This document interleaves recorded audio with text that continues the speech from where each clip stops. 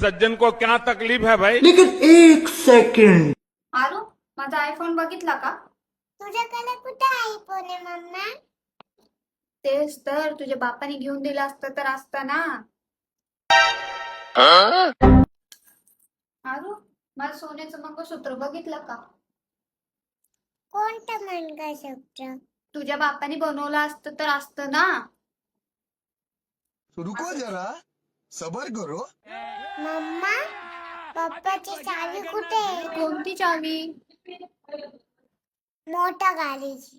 मोठी गाडी कुठे आहे तुझ्या बापाची?